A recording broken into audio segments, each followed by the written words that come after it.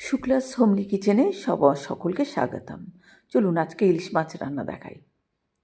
এই যে ইলিশ মাছটা এবার আমি খুব সামান্য উপকরণে রান্না করব। বেগুন, কালো জিরা বাটা, কাঁচা লঙ্কা, চেরা আর ফোড়নের জন্য কালো জিরে, হলুদ, নুন, সর্ষের তেল, ব্যাস। এবার মাছগুলোকে নুন হলুদ দিয়ে মাখিয়ে নেব।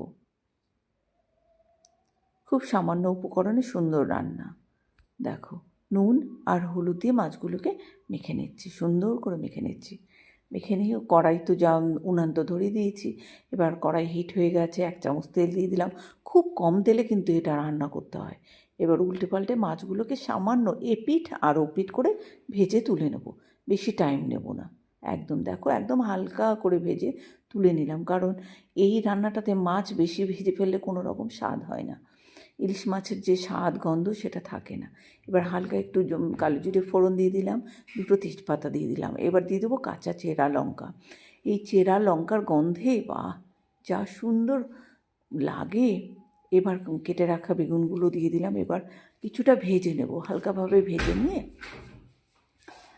সুন্দর করে দেখো উল্টে পাল্টে বেগুনটাকে একটু ভেজে নিতে হবে, নাহলে টেস্ট হবে না। আর দিয়ে দিলাম একটু হলুদ।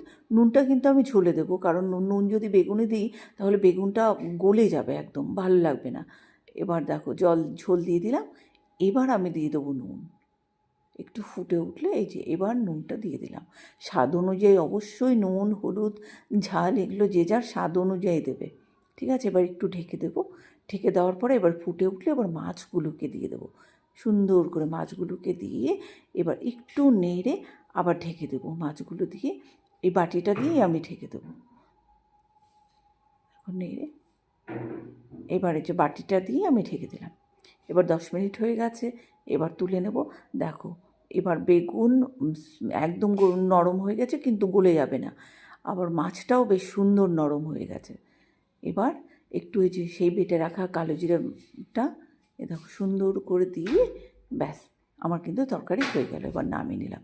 একদম অল্প সময়ে খুব সুস্বাদু একটা ইলিশ মাছ রান্না হয়। সবাই একবার ট্রাই করে দেখবে, আর অবশ্যই লাইক কমেন্ট শেয়ার করবে, আর সাবস্ক্রাইবটা কিন্তু অবশ্যই করবে। ঠিক এই টাইপের নতুন নতুন রান্না পেতে হলে অবশ্যই আমার চ্যানেলটা কিন্তু তোমরা সবাই ফলো করবে। দেখো তো কেমন হয়েছে রান্নাটা, আমার কাছে খুব দুর্দান্ত লাগে।